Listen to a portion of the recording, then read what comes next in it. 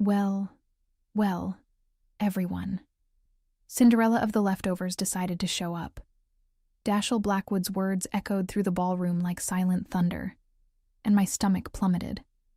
I felt as if 1,000 needles were piercing my skin all at once. My fingers trembled as they clutched the small borrowed purse, and the air fled from my lungs. Humiliation. That word didn't do justice to what I felt in that moment. It was as if my soul had been ripped out and trampled in front of all those curious faces, adorned with jewels that cost more than my entire life.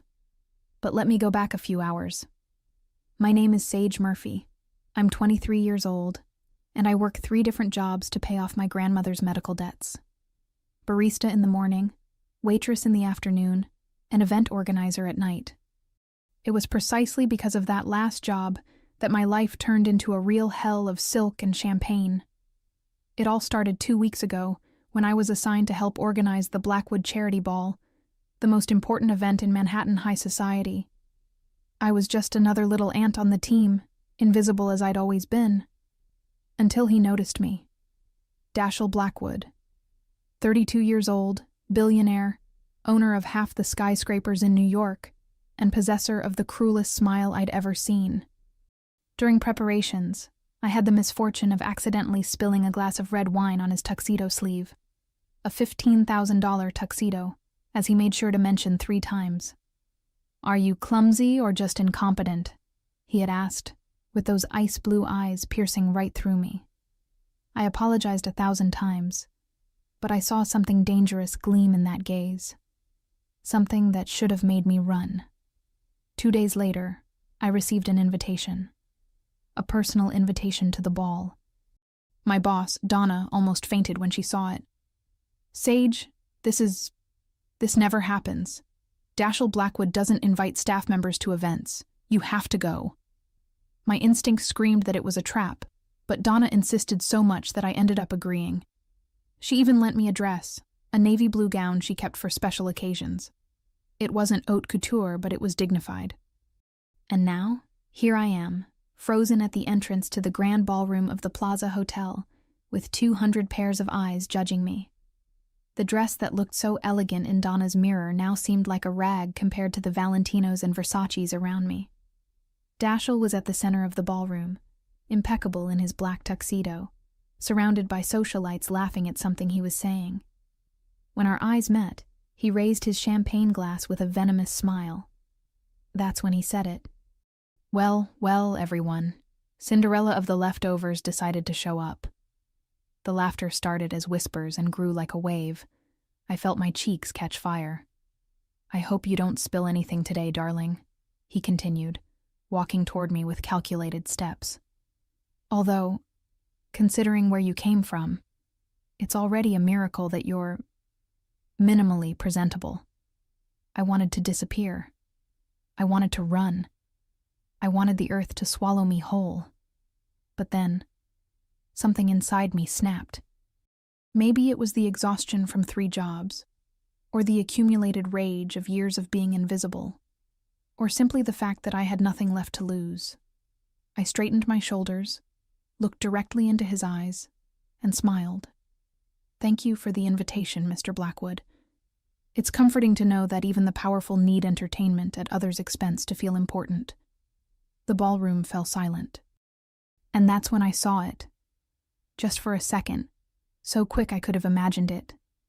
Something different passed through that icy gaze. Surprise. But the war was only beginning. The champagne in Dashiell's hand trembled. Just slightly, barely noticeable, but I caught it. For a man who controlled billions with the flick of his wrist, that tiny crack in his composure felt like a small victory. His jaw tightened, and those glacier eyes narrowed. The socialites around us held their breath, waiting to see how the king would handle this peasant's insolence. I could practically feel the scandalized gasps forming in their diamond-adorned throats. "Brave," Dashiell said, his voice dropping to a dangerous whisper as he closed the distance between us. He smelled like expensive cologne and danger. Or incredibly stupid. I haven't decided which yet. "Can't it be both?" I replied, my heart hammering so hard I was sure everyone could hear it. A muscle in his cheek twitched. For a moment, I thought I saw the corner of his mouth threaten to curve upward, but it was gone before I could be certain. "Ladies and gentlemen," he announced, turning to address the crowd with that practiced, camera-ready smile. "Let's give Miss Murphy a proper welcome to our little gathering. After all, charity begins at home, doesn't it?" The laughter that followed made my skin crawl, but I refused to look away from him. "James," Dashiell called to a server, "bring Miss Murphy some champagne. The 2008 Dom Perignon, I think. Nothing but the best for our special guest." I knew what he was doing, setting me up for another humiliation. The expensive champagne, the spotlight, waiting for me to make a mistake, to prove I didn't belong here. The server appeared with a crystal flute filled with golden bubbles. I took it, my hand steady despite the tremor running through my entire body. "A toast," Dashiell announced, raising his glass. Everyone followed suit. "To new experiences. May we all learn something valuable tonight." The way he said valuable dripped with mockery. I lifted my glass, met his eyes, and took a sip. The champagne was liquid silk, probably worth more than my monthly rent, but I barely tasted it past the anger coating my tongue. "Thank you, Mr. Blackwood," I said loud enough for others to hear. Though I have to say, I've learned more valuable lessons scrubbing coffee stains off tables than some people learn in a lifetime of buying their way through life. The gasps came. Loud, horrified, delicious gasps. Dashiell's eyes flashed with something I couldn't identify. Anger? Amusement? Both? He stepped closer. So close I could see the gold flecks in his blue eyes, the sharp line of his jaw, the way his perfectly styled dark hair didn't have a single strand out of place. "You have no idea who you're playing with," he murmured, his voice for my ears only. "Neither do you," I shot back. For 3 heartbeats we stood there, locked in a battle of wills. The ballroom could have collapsed around us and I wouldn't have noticed. Everything narrowed to the space between us, charged with electricity and something else I refused to name. Then his assistant, a sleek woman named Victoria, appeared at his elbow. "Mr. Blackwood, the mayor is asking for you." Dashiell's smile turned predatory. "Of course. Miss Murphy, do enjoy the evening. I've arranged for you to sit at table 12. He walked away, and I finally released the breath I'd been holding. My hands were shaking now, adrenaline crashing through me like a tidal wave. Table 12. I found it near the back of the ballroom, partially hidden behind a massive flower arrangement. The other seats were empty. Of course they were. He'd isolated me, made sure I'd spend the evening alone, on display, but excluded. I sat down, smoothing the borrowed dress over my knees, trying to hold on to the bravado that had carried me this far. Around me, the elite of Manhattan mingled and laughed, a world I would never be part of. "Is this seat taken?" I looked up to find an older woman, maybe 60, with kind eyes and pearls that looked real enough to fund a small country. She smiled warmly. "I'm Eleanor Whitmore," she said, sitting down without waiting for an answer. "And I think what you said to Dashiell Blackwood was the most entertaining thing I've seen in years." Despite everything, I felt my lips curve into a genuine smile. Sage Murphy.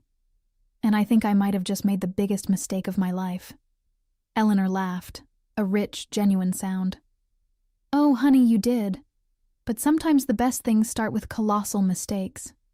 She leaned in conspiratorially. "I've known that boy since he was in diapers. He needed someone to knock him down a peg or two." As the evening progressed, Eleanor became my unexpected ally, filling me in on ballroom politics and making dry observations that had me struggling not to laugh.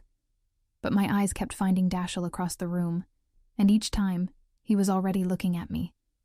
There was something in his gaze now that hadn't been there before. Something that made my pulse race, and my skin feel too tight. At midnight, as I prepared to slip out quietly, I found a note tucked under my champagne glass. "This isn't over. D." I should have been terrified. Instead, my heart did a strange, traitorous flutter. What had I gotten myself into? Monday morning hit me like a freight train. After the surreal nightmare of Saturday's ball, I was back to reality, pulling espresso shots at Brewing Dreams, the small coffee shop in Greenwich Village where I started my days at 5:30 a.m. "You look exhausted," my coworker Marcus observed, sliding a muffin across the counter. "Rough weekend?"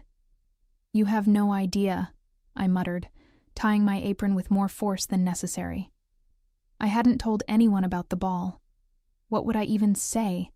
That I'd publicly insulted one of the most powerful men in New York? That his cryptic note still lived in my purse, burning a hole through the fabric? That I'd barely slept, replaying every moment, every word, every dangerous glance? The morning rush was a blessing. I lost myself in the rhythm of steaming milk and calling out orders, trying to forget ice blue eyes and that infuriating smirk. At 7:45, the bell above the door chimed. I didn't look up immediately, focused on the intricate leaf pattern I was creating in a cappuccino. "I'll be right with you," I called out. "Take your time. I'm enjoying the view." That voice, that infuriatingly smooth, confident voice. My hand jerked, ruining the foam art. Coffee sloshed over the rim. I looked up, and there he was. Dashiell Blackwood, in a charcoal suit that probably cost more than every item in this cafe combined, standing in my coffee shop like he belonged there, like he belonged in my world. "What are you doing here?" I demanded, forgetting about the customer waiting for their cappuccino. "Ordering coffee, obviously." He scanned the menu board with feigned interest. "What would you recommend, Miss Murphy? I'm sure someone with your extensive experience has opinions on quality." Marcus appeared beside me, starstruck. "Is that—" "Yes," Dashiell said smoothly. "And I'm in a terrible hurry. I'll take whatever she makes best. Her choice." He was testing me. Again. Making me perform like a trained monkey. Fine. Two could play this game. I made him a simple black coffee. No frills, no fancy foam art, nothing special. Just dark, bitter, honest coffee. I slid it across the counter with more force than necessary. $8, I said flatly. His eyebrow arched. $8 for black coffee?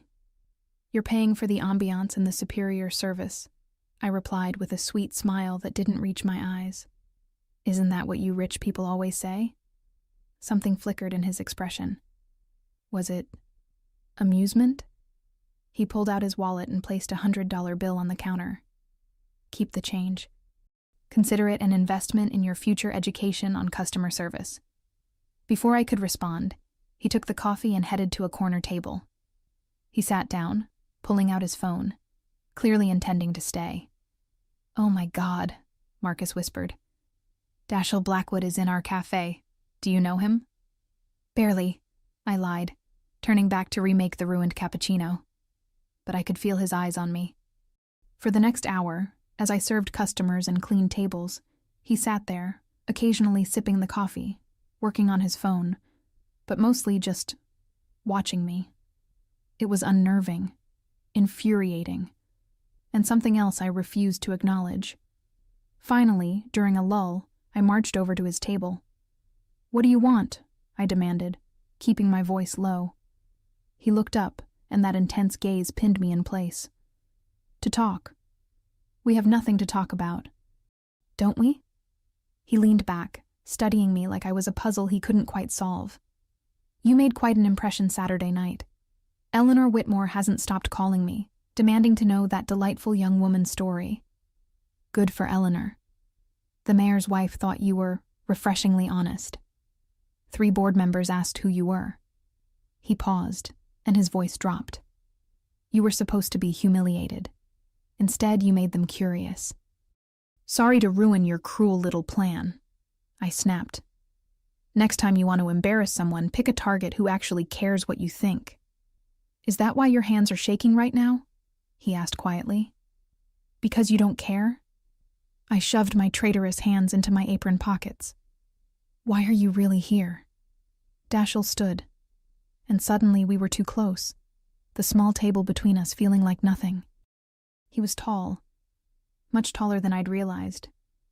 and the morning light caught the sharp angles of his face.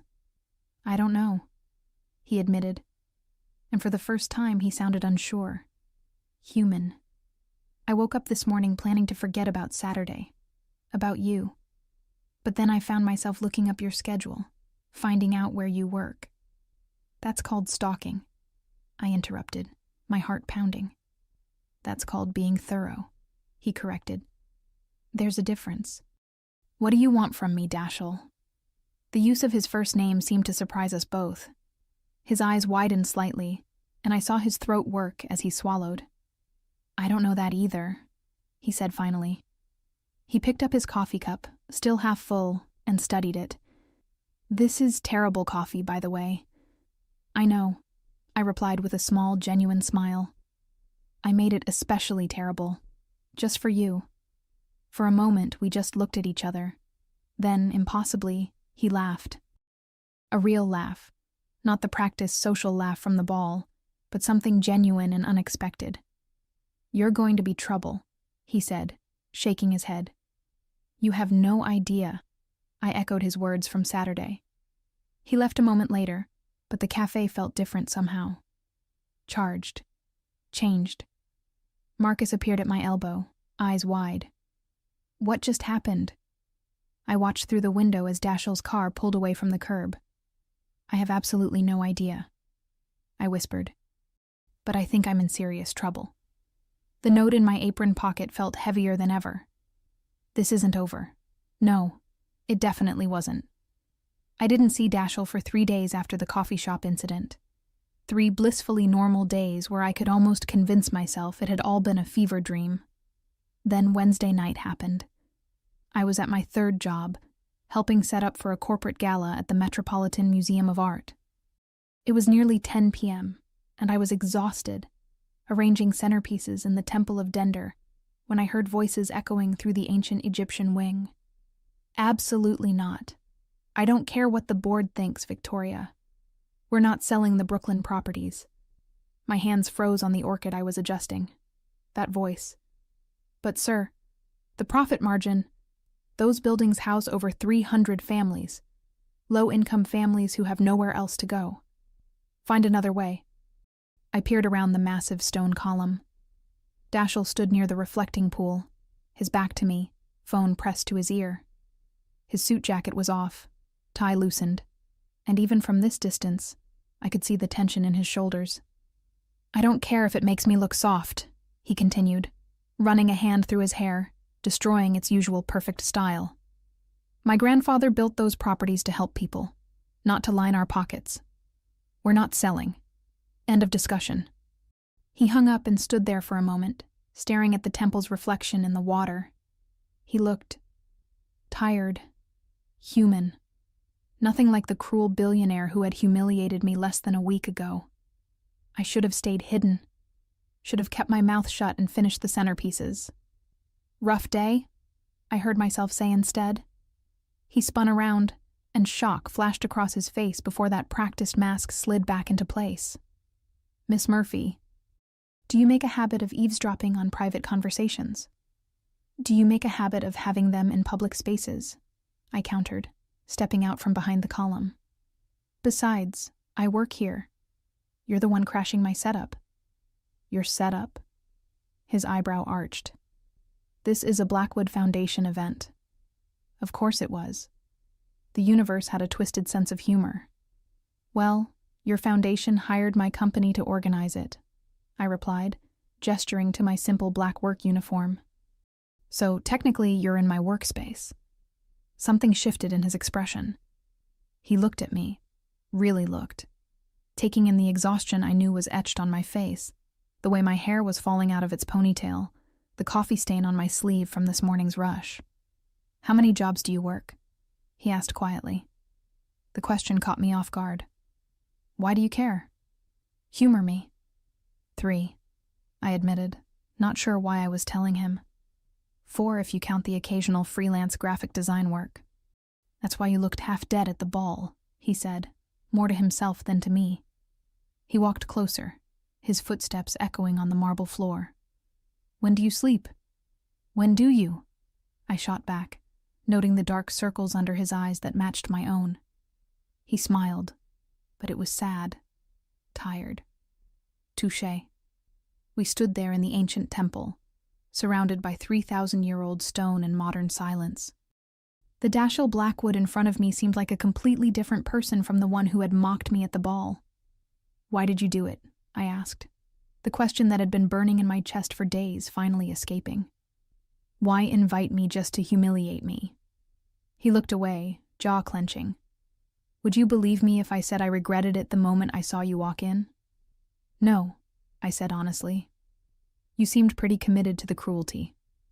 I was. He turned back to me, and I saw something raw in his eyes. "I've spent the last 5 years building walls, Sage, becoming exactly what everyone expected, ruthless, cold, untouchable. That night, you were supposed to be just another brick in that wall, proof that I could be cruel without consequence. And," I prompted, my heart doing strange things in my chest.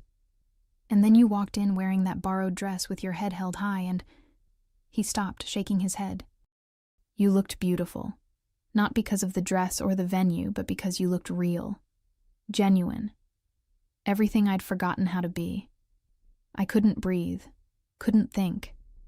This vulnerable, honest man couldn't be the same person who had mocked me in front of Manhattan's elite.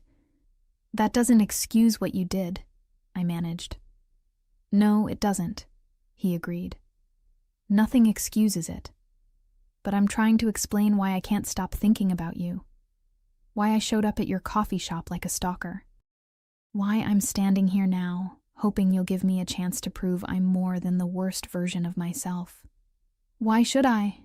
I asked, even as every cell in my body was screaming at me to close the distance between us. He stepped closer, and I could smell his cologne, see the flecks of gold in his blue eyes. "Because I see the same thing in you that you saw in me. Someone who's exhausted from pretending. Someone who's built walls to survive. Someone who's forgotten what it feels like to be seen." "You don't know anything about me," I whispered, but my voice lacked conviction. "Then let me learn," he said softly. "Let me take you to dinner. A real dinner, not some society circus. Just us. 2 people who are terrible at being vulnerable, trying to figure out if there's something real underneath all this chaos." "This is crazy," I said, but I wasn't pulling away. "Probably," he agreed, "but I haven't felt anything this real in years." "Have you?" I thought about my life. The endless cycle of work and exhaustion, the loneliness I'd gotten so good at ignoring, the walls I'd built that were just as high as his. "Friday night," I heard myself say. 7 p.m. But not somewhere fancy, somewhere real. His smile was genuine, transforming his entire face. "I know just the place." "And Dashiell," I added as he started to walk away, "if you try to humiliate me again, I'll pour something much worse than wine on you." His laugh echoed through the temple. Noted. As I watched him disappear into the shadows, I realized I'd just agreed to a date with the man who had tried to destroy me. Eleanor's words from the ball echoed in my mind. Sometimes the best things start with colossal mistakes. I had a feeling I was about to find out if she was right. Friday came too quickly and not quickly enough. I changed outfits 7 times in Donna's tiny apartment, while she watched with barely concealed amusement. "It's just dinner," I muttered, pulling on a simple green dress that made my eyes look brighter. "With a billionaire who publicly humiliated you, and then practically begged for a second chance," Donna corrected, applying lipstick to my lips despite my protests. "This is not just dinner, honey. This is a movie plot." At 6:55, my phone buzzed. "I'm outside. No limo, I promise. D." I looked out the window and nearly laughed. Dashiell Blackwood was leaning against a modest Toyota sedan, wearing jeans, actual jeans, and a dark blue Henley that made him look dangerously normal. "Oh, you're in trouble," Donna whispered, peering over my shoulder. She had no idea how right she was. I grabbed my jacket and headed down, my heart doing acrobatics in my chest.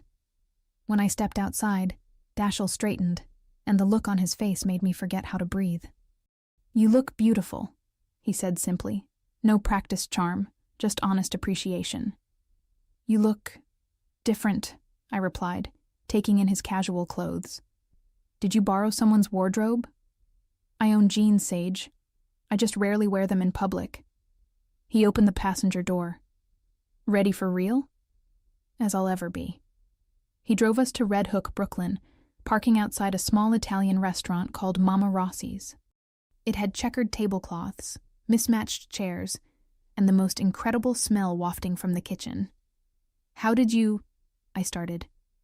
My grandfather used to bring me here every Sunday when I was a kid.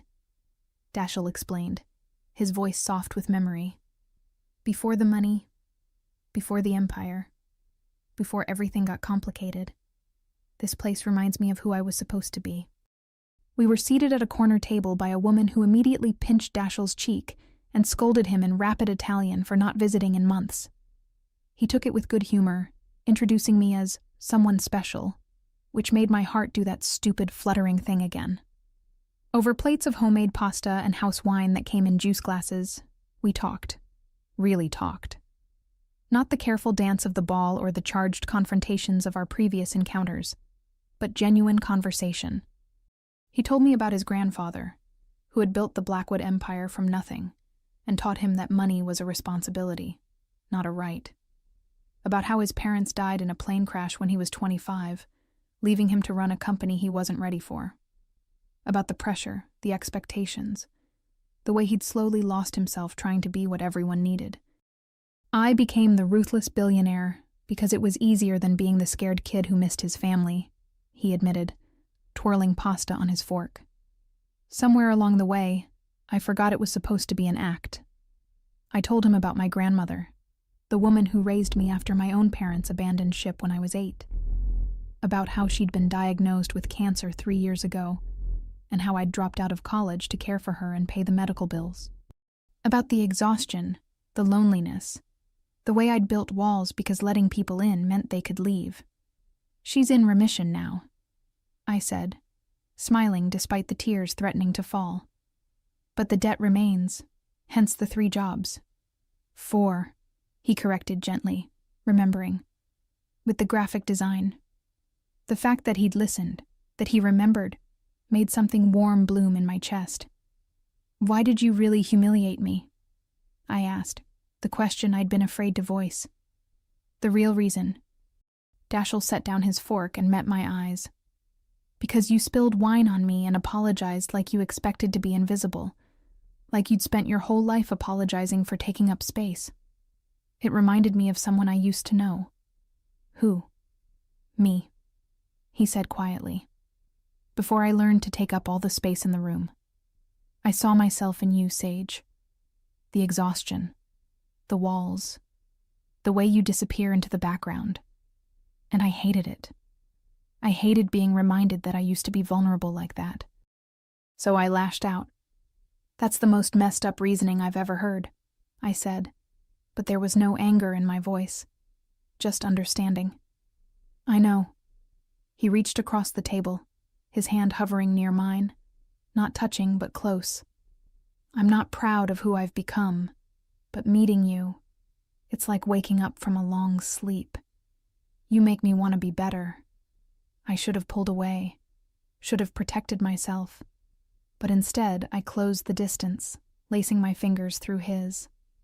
I don't need you to be better for me, I said. I need you to be honest. Can you do that? I'm terrified of you, he admitted, his thumb tracing circles on my palm. I haven't felt this much in years, and it scares the hell out of me. Good, I replied with a small smile. I'm terrified too. We stayed at Mama Rossi's until closing, talking and laughing and sharing tiramisu that the owner insisted was on the house for Dashiell's girl. Neither of us corrected her. As he drove me home, my phone rang. Donna's name flashed on the screen. Sorry, I apologized, answering. Dawn, what? Slow down. What happened? Dashiell glanced over, concerned, as I listened to Donna's frantic words. My grandmother, I said, my voice shaking as I hung up. She collapsed. They've taken her to Mount Sinai. I need... Say no more, Dashiell interrupted, already changing directions. We're 10 minutes away. You don't have to. Sage. He took my hand again, squeezing gently. I'm not leaving you alone. Not tonight. As we raced through the New York streets, sirens wailing in the distance and my world tilting sideways, I realized something terrifying. I was falling for Dashiell Blackwood, and I had absolutely no idea if I'd survive the landing. The fluorescent lights of Mount Sinai's emergency room were unforgiving, casting everything in a harsh clinical glow that made reality impossible to escape. I sat in an uncomfortable plastic chair, my leg bouncing anxiously, while doctors rushed past and machines beeped their mechanical symphonies of life and death. Dashiell sat beside me, still in his jeans and Henley, looking completely out of place in this world of antiseptic and anxiety. He hadn't left. For 3 hours, he'd sat there, occasionally bringing me terrible vending machine coffee, not saying much, just being present. You can go, I said for the 5th time, staring at the ER doors. Really, I'm fine. You're not fine, he replied quietly. And I'm not leaving. Before I could argue, a doctor emerged, her scrubs wrinkled and her expression carefully neutral. My heart stopped. Miss Murphy, your grandmother is stable. It was a minor cardiac episode, brought on by stress and some medication interaction. We're keeping her overnight for observation, but she should be fine. The relief hit me so hard I nearly collapsed. Dashiell's hand found mine, steady and warm. Can I see her? I asked, my voice cracking. Room 437. She's asking for you. I stood on shaky legs, and Dashiell stood with me. I'll wait here, he said, releasing my hand. No. The word came out stronger than I expected. Come with me, please. Something shifted in his eyes. Surprise, gratitude, something deeper. He nodded. My grandmother, Rose Murphy, looked tiny in the hospital bed, hooked up to monitors and IVs. But her eyes were sharp as ever when we walked in, and they immediately fixed on Dashiell with curiosity. Grandma Rose, I said, rushing to her side and taking her frail hand. You scared me half to death. That's my job, sweetheart, she replied, her voice weak but laced with humor. Then her gaze slid to Dashiell. And who's this handsome young man? Finally bringing someone home? My cheeks burned. This is Dashiell. He's a friend. A friend who races you to the hospital at midnight and looks at you like you hung the moon? Rose's eyebrow arched. Must be some friend. Dashiell stepped forward, and to my surprise, he took my grandmother's other hand gently. It's an honor to meet you, Mrs. Murphy. Sage has told me wonderful things about you. Has she now? Rose studied him with the intensity of someone who'd spent 75 years reading people. You look familiar. Wait, Blackwood? As in Blackwood Industries? I tensed, but Dashiell didn't flinch. Yes, ma'am. The company that's been buying up half of Brooklyn? Her tone sharpened. The ones trying to push out long-term residents with their fancy developments? Grandma, I started, but Dashiell squeezed my hand. Those were decisions made by our board while I was not paying attention, he said honestly. But I've been working to reverse them. The Brooklyn properties are staying residential, with rent-controlled units. I'm making sure of it. Rose studied him for a long moment, then smiled slightly. Good. A man who admits mistakes and fixes them. That's rare. She looked at me. Don't let this one go, Sage. Men who show up matter more than men who show off. Mrs. Murphy, I need you to rest now, a nurse said, appearing in the doorway. You can visit more in the morning. As we left the room, I felt like I could finally breathe again. The crisis had passed. Grandma Rose was okay. Everything would be... Sage Murphy? I turned to find a man in an expensive suit, holding a tablet and looking distinctly uncomfortable. Behind him stood Victoria, Dashiell's assistant from the ball, her expression carefully blank. Can I help you? I asked, confusion mixing with exhaustion. Jonathan Pierce, legal counsel for Blackwood Industries, the man said, not meeting my eyes. I need you to sign these. He held out the tablet. On the screen was a non-disclosure agreement. My tired brain struggled to process the legal jargon, but certain phrases jumped out. No public statements regarding Dashiell Blackwood. Prohibits disclosure of personal relationship. Breach results in legal action. The world tilted sideways. What is this? I whispered, looking at Dashiell. His face had gone pale, his jaw clenched. Jonathan, what the hell are you doing here? Following protocol, sir, Jonathan replied stiffly. When you began seeing someone outside approved social circles, I was instructed by the board to... The board doesn't control my personal life, Dashiell snapped. Actually, sir, per your grandfather's will and the company bylaws, they do, Victoria said quietly, finally speaking. Any relationship that could impact the company's reputation requires management. I felt sick. The beautiful, vulnerable evening we'd shared suddenly felt like a lie. You knew about this, I said to Dashiell, my voice hollow. You knew they'd do this. No, he said urgently, reaching for me. Sage, I didn't... Don't. I stepped back, the NDA tablet still hovering between us like a weapon. Is this what being with you means? Signing away my voice? Being managed? Like a PR problem? Miss Murphy, this is standard procedure for anyone in Mr. Blackwood's life, Jonathan explained, missing the point entirely. It protects both parties from... From what? I demanded, my voice rising. From me telling the truth? From me existing outside his carefully controlled world? Sage, please, Dashiell said, and I heard real desperation in his voice. Let me fix this. Jonathan, Victoria, you're both fired, effective immediately. Victoria's eyes widened. Sir, you can't... Watch me. Dashiell's voice was ice. Get out of this hospital, now. They left, Jonathan still clutching his tablet, Victoria's heels clicking rapidly on the linoleum. But the damage was done. This is your world, I said quietly, gesturing around us. Contracts and control and people being managed. You talked about walls, Dashiell, but you didn't mention the fortress. The lawyers and the boards and the NDAs. I'm dismantling it, he insisted, moving closer. That's what tonight showed me. That I don't want to live like this anymore. That you're worth more than all of it. But can you actually change it?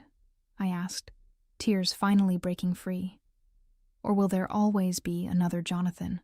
Another protocol? Another way your world tries to control mine? He reached up, cupping my face with both hands, his thumbs wiping away my tears.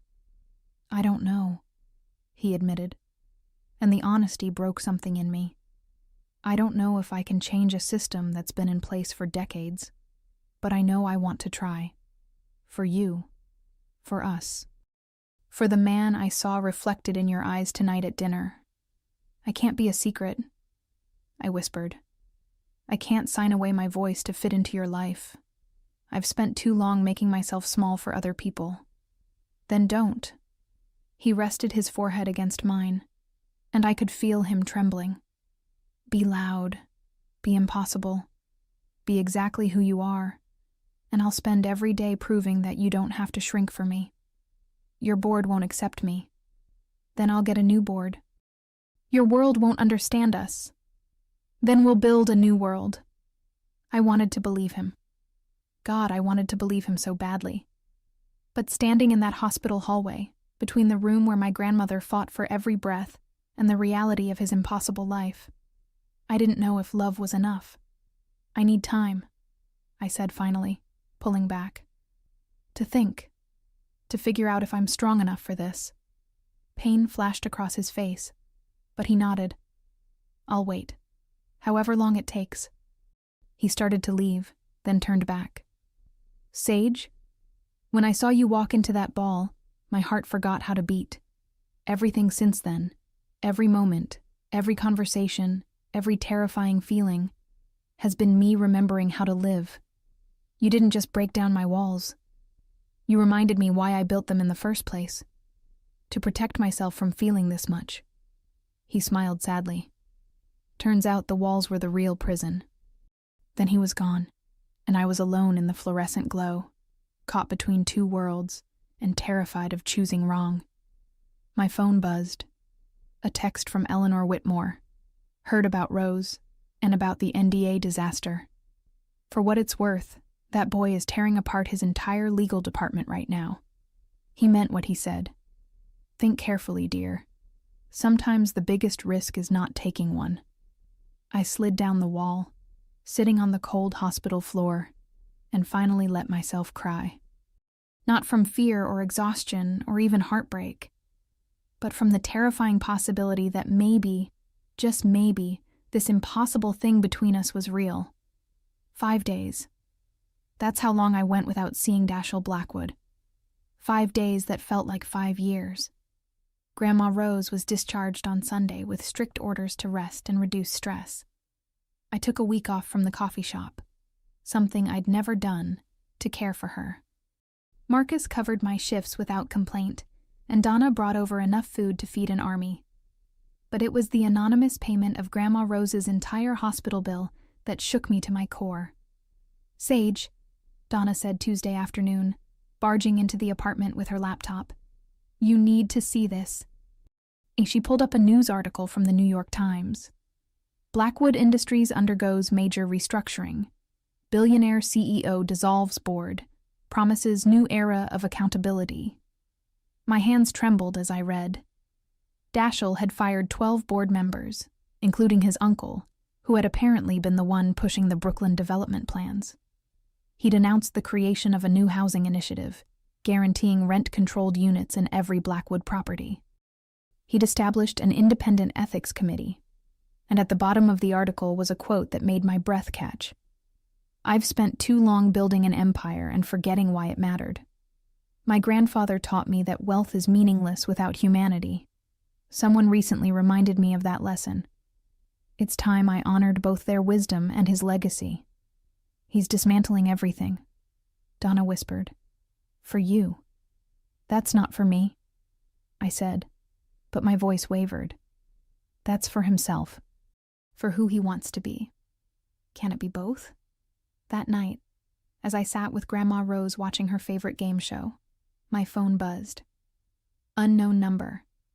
Don't delete this. Please. It's Eleanor Whitmore. Dashiell doesn't know I'm texting you, but that boy is miserable. He's also made more changes in 5 days than most CEOs make in 5 years. Whatever you're afraid of, talk to him. He deserves that much. So do you. Eleanor." "Who is it?" Grandma Rose asked, her knowing eyes fixed on me. "Eleanor.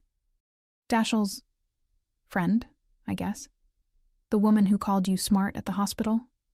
Rose smiled. "I like her. And I like him, Sage. I know you're scared. After your parents, after everything you've had to survive alone, trusting someone feels like jumping off a cliff. What if I fall? What if you fly?" She took my hand, her grip surprisingly strong. "That boy looked at you like you were his reason for breathing. And you looked at him the same way. Don't let fear steal your chance at happiness. I didn't fight this hard to stay alive just to watch you hide from living." Wednesday morning, I woke to find a package outside our apartment door. No note, just a small box wrapped in simple brown paper. Inside was a first edition of The Little Prince, my favorite book, one I'd mentioned casually during our dinner at Mama Rossi's. The inscription read, "It is only with the heart that one can see rightly. What is essential is invisible to the eye." Maybe that's why I never saw what mattered until you. I'm not asking you to forgive me, just to let me keep trying. D. I cried into my coffee while Marcus watched with concerned eyes across the cafe. "Go to him," he finally said during the afternoon lull. "Whatever this is, it's eating you alive. Either end it or embrace it, but stop existing in this limbo." He was right. I'd been in limbo my entire life, between poverty and stability, between exhaustion and survival, between fear and hope. Maybe it was time to choose. Thursday evening, I found myself standing outside Blackwood Tower, clutching the book and wearing my best dress. Not borrowed this time, but mine. Simple, green, honest. Just like I was trying to be. The security guard recognized me. "Miss Murphy, Mr. Blackwood left instructions. Top floor, private elevator on the right." My heart hammered as the elevator climbed. What was I doing? What would I even say? The doors opened to reveal not an office, but a rooftop garden I didn't know existed. String lights illuminated a space filled with growing things, vegetables, herbs, flowers, all thriving impossibly in the Manhattan sky. "My grandfather's garden," Dashiell's voice came from behind a tomato plant. "He built it when the company was just starting. Said he needed to remember where everything came from. The earth, hard work, things that grow with patience." He stepped into view, and my breath caught. He looked exhausted, like he hadn't slept in days. But there was something different about him. Something settled. Real. "I've been coming up here every night," he continued, moving closer slowly, like I was a wild thing that might spook. "Trying to figure out how to become someone worthy of you. Trying to dismantle the fortress I built brick by brick." He stopped a few feet away. "I fired the entire legal department. Well, everyone who thought people needed to sign contracts to matter. I've restructured the board with people who actually care about communities, not just profit margins. I've established trust funds for displaced families. I've done everything I can think of to prove that I meant what I said. Dashiell. But none of it matters," he interrupted, his voice cracking. "If you don't believe I can be the man you see in me. Because that's who I want to be, Sage. Not the ruthless billionaire. Not the cruel boy who humiliated you. But the person who exists when I'm with you. Someone real. Someone worthy. Someone brave enough to love without conditions." Tears streamed down my face. "You said love. I've been in love with you since you threw my cruelty back in my face at that ball," he admitted.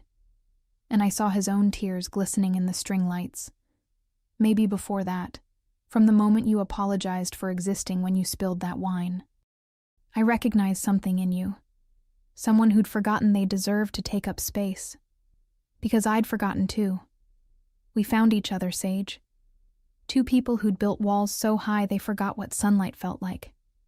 I closed the distance between us, the book still clutched in my hands. "I'm terrified," I whispered. "Me too," he said, reaching up to cup my face gently. "I'm terrified I'll mess this up, that I'll hurt you again, that my world will try to swallow yours. But I'm more terrified of living without you, of going back to that half-life where nothing matters and everything's just empty." "Your world is complicated," I said, but I was leaning into his touch. "Then we'll simplify it. Together." His thumb traced my cheekbone. "I don't need the empire if it means losing you. I don't need the money or the power or any of it. I just need you to believe that I'm capable of change, that we're capable of building something real." "I do believe you," I said, and realized it was true. "I've watched you tear apart everything to prove it. But Dashiell, I need you to understand something. I'm not going to change who I am. I'm still going to work my jobs, care for my grandmother, speak my mind.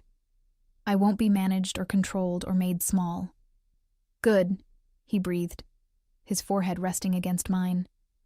"I don't want you small. I want you exactly as you are, loud and brave and impossibly stubborn. I want every sharp edge and every soft moment. I want the woman who makes terrible coffee just to spite me and who calls me out when I'm being an ass. I want all of it, Sage. All of you.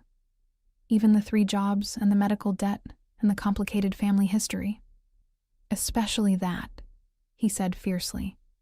"Because that's what makes you real. That's what makes you you. And I'm so goddamn in love with you that I can't remember what breathing felt like before." I kissed him. Or he kissed me. Or we kissed each other simultaneously in a garden suspended above Manhattan, surrounded by growing things and string lights, and the promise of something impossible becoming real.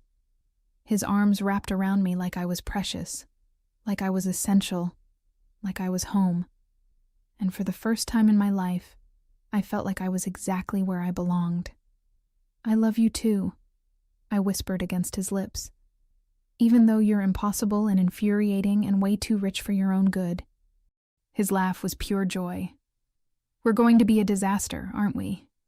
"Probably," I agreed, smiling so wide my face hurt. "But at least we'll be a disaster together."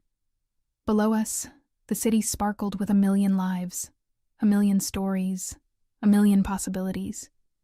And above us, stars fought through the light pollution to shine anyway. Just like us. Choosing brave, choosing real, choosing each other. 6 months later, the headline in the New York Times read, "From Cinderella's story to real change, how one couple is redefining philanthropy." I stared at the article over my morning coffee, good coffee now, from the cafe Dashiell and I had opened together in Brooklyn. Brew and Bloom combined my love for coffee with his grandfather's passion for community gardens. Half cafe, half urban farming initiative, employing people who needed second chances. "You're frowning at our success," Dashiell said, sliding into the booth across from me. Even after 6 months, my heart still did that stupid flutter when he smiled. "I'm frowning at being called a Cinderella story," I corrected. "I'm not a fairy tale, Dash.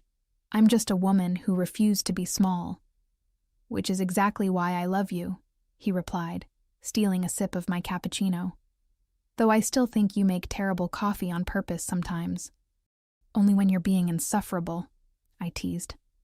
Our relationship hadn't been easy.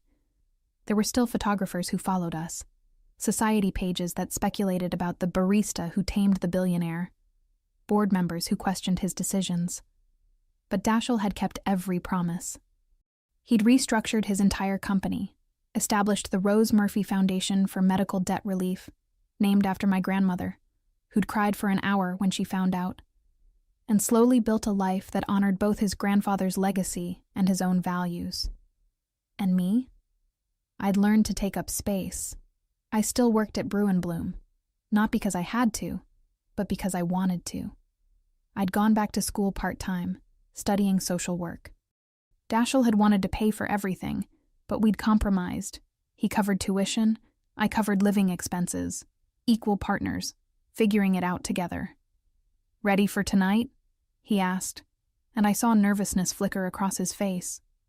Tonight was the reopening of the Brooklyn properties as mixed-income housing. The same buildings that had started this whole journey, now transformed into something that actually helped people. "Ready?" I confirmed. Though Eleanor keeps texting me cryptic messages about surprises. Dashiell's expression shifted to something I couldn't quite read. Eleanor always has surprises. That evening, the event was nothing like the charity ball where this had all begun. Instead of the plaza, we were in the community center of the newly renovated Brooklyn complex. Instead of champagne and caviar, there was pizza from Mama Rossi's and homemade desserts from the residents. Instead of designer gowns, people wore comfortable clothes and genuine smiles. Grandma Rose held court in a corner, telling embarrassing stories about my childhood to anyone who would listen. Marcus and Donna had closed the coffee shop to be here. Even Jonathan, the lawyer Dashiell had fired, showed up to apologize in person. He was working for legal aid now, helping people fight unfair evictions. "Can I have everyone's attention?" Eleanor Whitmore's voice rang out, and the crowd quieted. She looked radiant in a simple pantsuit, her pearls catching the light. 6 months ago, I watched two stubborn people collide in the most spectacular way. Tonight we celebrate what they've built. Not just these buildings, but a model for how business and humanity can coexist. The crowd applauded, and I felt Dashiell's hand find mine. "But," Eleanor continued with a mischievous smile, "I believe someone has something else they'd like to say." She looked at Dashiell, and my heart started hammering. He squeezed my hand and led me to the center of the room. "Sage Murphy," he began, and I could hear the tremor in his voice. "6 months ago, You destroyed my world. You took every wall I'd built, every defense mechanism I'd perfected, and you demolished them with honesty and courage and terrible coffee. Laughter rippled through the crowd, but I could barely hear it over the roaring in my ears. You taught me that real power isn't control, it's vulnerability. Real wealth isn't money, it's connection. And real love isn't about finding someone perfect, it's about finding someone real. He dropped to one knee, and I heard Grandma Rose gasp with delight. I'm still figuring out how to be the man you deserve. I probably always will be, but I want to spend the rest of my life trying. Sage, will you marry me? The ring he pulled from his pocket wasn't ostentatious. It was vintage, with a small emerald, my birthstone, surrounded by tiny diamonds that caught the light like stars. Later, he'd tell me it had been his grandmother's, that his grandfather had given it to her when they had nothing but dreams and determination. You're sure? I whispered, tears streaming down my face. You're sure you want this? The complications and the arguments, and the fact that I'll never be the society wife everyone expects? I don't want a society wife, he said fiercely. I want my partner, my equal, my home. I want you, exactly as you are, for the rest of my life. Yes, I breathed. Yes, yes, 1,000 times yes. The kiss that followed was witnessed by 100 people and felt entirely private. The cheers and applause faded into background noise as Dashiell lifted me off my feet, spinning me around like we were the only two people in the world. I love you, he murmured against my lips. My brave, impossible, perfect Sage. I love you too, I replied. My reformed, ridiculous, wonderful Dash. Eleanor appeared with champagne, the cheap kind from the corner store, and raised her glass. To Sage and Dashiell, to tearing down walls, to building something real. To building something real, everyone echoed. That night, as we sat on the roof of the community center under the Brooklyn stars, Dashiell pulled me close. Are you happy? He asked quietly. I thought about everything we'd been through. The humiliation, the fear, the walls, the choices. I thought about how terrifying it had been to trust someone, to believe in something impossible. I'm terrified and ecstatic and more alive than I've ever been, I said honestly. So yes, I'm happy. Good, he whispered, because this is just the beginning. 3 years later, the gallery opening was packed. Invisible No More, Portraits of Working America had gotten advance buzz in every major publication. The photographer, a young woman named Maria, who'd been one of our first cafe employees, had captured something raw and beautiful. The dignity of labor, the exhaustion and pride of people who kept the world running. I stood in front of my favorite piece, a barista at dawn, face illuminated by the espresso machine's glow, exhaustion and determination in every line. It reminded me of who I'd been. She's talented, Dashiell said, appearing at my elbow with our daughter. Rose Elaine Blackwood, 18 months old, with my eyes and her father's stubborn chin, reached for me with chubby hands. Mama, she declared, and my heart melted like it did every time. Hey, baby girl, I cooed, taking her from Dashiell's arms. She immediately tried to grab my earrings. Grandma Rose, still going strong at 78, appeared with Marcus and his husband. The caterers are asking about the gluten-free options again. I'll handle it, Dashiell said, kissing both me and Rose before disappearing into the crowd. I watched him go, still marveling at how far we'd come. Blackwood Industries was now majority owned by its employees, a transition Dashiell had orchestrated over 2 years. He still ran the company, but answering to people rather than profit margins. We lived in Brooklyn now, in a renovated brownstone near the cafe. I'd gotten my social work degree and split my time between the foundation and direct client work. Our wedding had been at Mama Rossi's, with 200 guests crammed into her small restaurant. Eleanor had officiated. She'd gotten ordained online just for us. Grandma Rose had walked me down the aisle, and when Dashiell cried during his vows, not a single person teased him about it. Life wasn't perfect. We still argued about his tendency to work too much, and my stubborn independence. Money was no longer an issue, but we still had to navigate two very different worlds. Some of his old society friends had never accepted me. Some of my old co-workers thought I'd sold out. But we'd built something real. Something worth fighting for. "Penny for your thoughts?" Eleanor asked, appearing with a glass of wine for me. "Just thinking about that night at the ball," I admitted. How if someone had told me then that I'd end up here, married, mother, actually happy, I would have laughed in their face. "Sometimes the best things start with colossal mistakes," Eleanor reminded me, echoing her words from that first night. "Though I maintain that you two were never a mistake. Just two people brave enough to be honest about what they wanted." "What about you?" I asked, noting the sparkle in her eye. "You've been mysterious lately." She smiled secretively. "Let's just say that watching you two find each other reminded me I'm not dead yet. There's a certain museum curator who's been very persistent." I hugged her, carefully balancing baby Rose. "Get it, Eleanor." Dashiell returned, sliding his arms around both me and our daughter. "Crisis averted. Also, Maria's selling pieces faster than she can price them. This show is a massive success." "Because you believed in her," I said. "Because we built a place where people like her could thrive." "No," he corrected gently. "Because you reminded me why it mattered." As I stood there, surrounded by people we'd helped and people who'd helped us, holding our daughter and leaning into my husband, I thought about that girl who'd walked into the plaza 6 months ago. Terrified, alone, expecting humiliation. She'd gotten so much more. She'd gotten truth. She'd gotten fight. She'd gotten love. She'd gotten a life worth living. "Thank you," I whispered to Dashiell. "For what?" "For seeing me when I'd forgotten I was worth seeing." He kissed my temple, his arms tightening around us. "Thank you for reminding me how to be human." Baby Rose chose that moment to grab both our faces, smashing them together in what could generously be called a kiss. We laughed, and I thought, this messy, complicated, beautiful life. This is what happens when you choose brave. This is what happens when walls fall. This is what happens when two people build something real. The end.